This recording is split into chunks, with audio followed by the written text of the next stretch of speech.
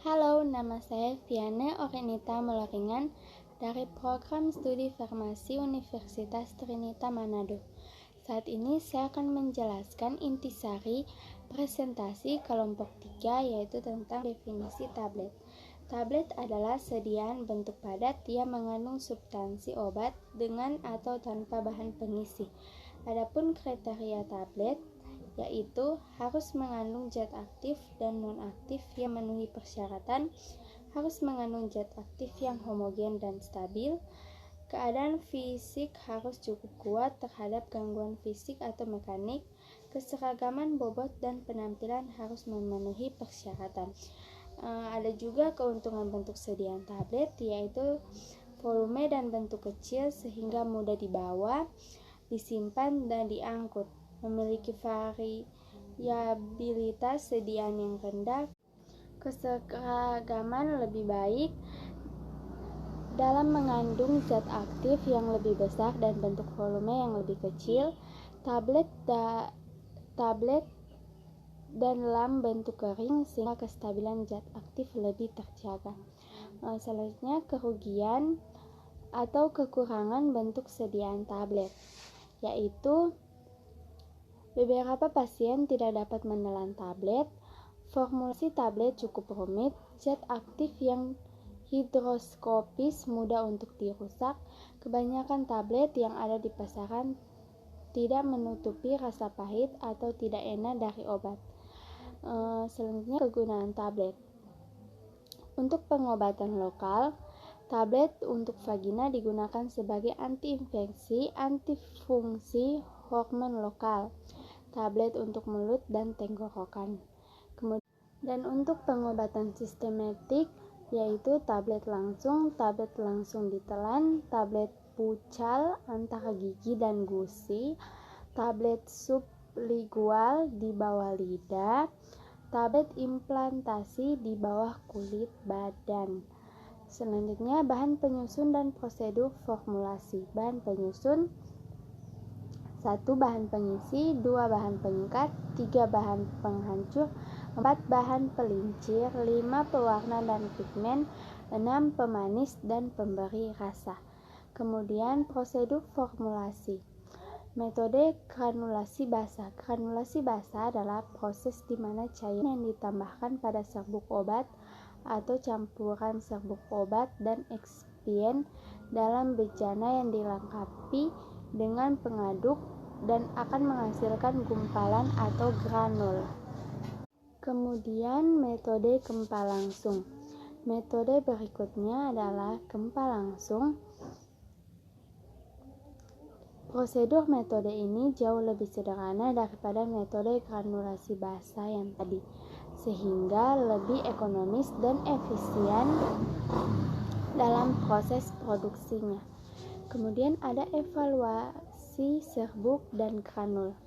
Campuran serbuk obat dan ekspien yang sudah selesai digranulasi pada metode granulasi basah maupun campuran pada metode gempa langsung disebut sebagai campuran yang sudah siap untuk digempa. Kemudian pengempa tablet. Kualitas pengempa tablet ditentukan oleh karakteristik bahan seperti yang sudah dibahas di atas dan kondisi pengempa itu sendiri. Selanjutnya, berdasarkan cara penggunaan dikenal: 1. Tablet vaginal, 2. Solosenges Trochhichi, 3. Tablet bukal, 4. Tablet sublingual, 5. Tablet implantasi, 6. Tablet efervescens, 7. Tablet kunyah. Berdasarkan cara pembuatan, tujuan khusus dikenal: tablet salut gula yang pertama, yang kedua tablet salut enteric, 3. Tablet lepas lambat. Kemudian ada juga berdasarkan tujuan penggunaan dikenal: 1. Tablet gempa, tujuan saluran pencernaan tablet konvensional, 2. Tablet gempa multia atau Kempaganda adalah tablet konvensional yang dikompresi lebih dari satu siklus kompresi tunggal, sehingga tablet akhir tersebut terdiri atas 2 atau lebih lapisan. Yang ketiga, tablet lepas lambat, tablet yang pelepasan zat aktifnya dimodifikasi sehingga tablet tersebut merupakan dosis awal yang cukup untuk efek terapi, yang kemudian disusul dengan dosis pemeliharaan sehingga jumlah zat aktif atau konsentrasi zat aktif dalam darah cukup untuk beberapa waktu tertentu. Yang terakhir, yang keempat, tablet lepas tunda adalah tablet yang dikempa yang disalut dengan suatu zat yang tahan terhadap cairan lambung, reaksi asam tetapi terlarut dalam usus halus yang pelepasan zat aktifnya terkendali pada waktu-waktu tertentu. Kita lanjut pada granulosa. Sel granulosa ovarium adalah sel somatik yang berhubungan erat dengan folikulogenis. Fungsi utamanya memproduksi steroid dan sejumlah faktor pertumbuhan untuk bereaksi dengan oosit selama perkembangannya dalam folikel ovarium. Kemudian ada struktur dan fungsi. Dalam folikel ovarium primordial dan kemudian dalam perkembangan folikel, sel-sel granulosa berkembang menjadi oophorus cumulus berlapis-lapis. Kemudian fungsi utama sel granulosa termasuk produksi steroid seks serta berbagai faktor pertumbuhan yang diduga berinteraksi dengan oosit selama perkembangannya. Ada juga embriologi sel granulosa ovarium. Yang pertama, dalam perkembangan organ kemih dan reproduksi, oogonia menjadi invaginasi di punggung gonad. Yang kedua, asal mula embriologi sel granulosa menjadi kontroversional.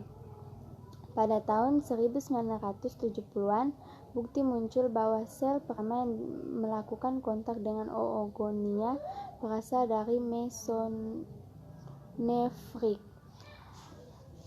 Dan kita masuk pada jenis sel granulosa. Yang pertama sel cumulus CCVS mural granulosa Gelitz MGC. Yang kedua, sel kumulus mengelilingi oosit. Mereka memberikan nutrisi ke oosit dan mempengaruhi perkembangan oosit dengan cara praktin. Sel granulosa mural melapisi dinding folikel dan mengelilingi antrum yang berisi cairan. Selanjutnya ada budaya sel. Kultur sel-sel granulosa dapat dilakukan secara in vitro. Kepadatan pelapisan memainkan peran penting untuk diferensiasi. Kepadatan lapisan yang lebih rendah membuat sel granulosa menunjukkan produksi estrogen, sedangkan kepadatan lapisan yang lebih tinggi membuatnya tampak sebagai progesteron yang memproduksi sel TK lutein. Baiklah, intisari dari kelompok 3 sudah selesai, yaitu tentang definisi tablet. Kita masuk kepada intisari kelompok 4, yaitu membicarakan tentang tablet salut. Tablet salut adalah tablet yang disalut dengan zat yang cocok untuk maksud dan tujuan tertentu. Adapun bahan penyusun dan prosedur formulasi sediaan. Yang pertama, penyediaan dasar. Yaitu proses pembahasan berganti-ganti dengan sirup pelican dan pengering dari salut dasar tablet menjadi bulat dan licin. Yang ketiga, pewarnaan. Dilakukan dengan memberi zat warna yang dicampurkan pada sirup pelicin. Yang keempat, penyelesaian. Proses pengeringan salut sirup yang terakhir dengan cara perlahan-lahan serta terkontrol. Dan yang terakhir, pengilapan merupakan tahap akhir. Di sini digunakan lapisan tipis malam yang licin. Kemudian sifat tablet salut yaitu melindungi zat aktif dari cahaya, udara, dan kelembapan, melindungi rasa dan bau yang tidak enak, membuat penampilan lebih menarik, dan mengandung tempat pelepasan obat dalam sel cerna. Tablet salut biasa disalut dengan gula. Tablet salut enterik tujuannya menunda pelepasan obat sampai mati lambung. Obat rusak karena cairan lambung atau obat dapat mengiritasi lambung.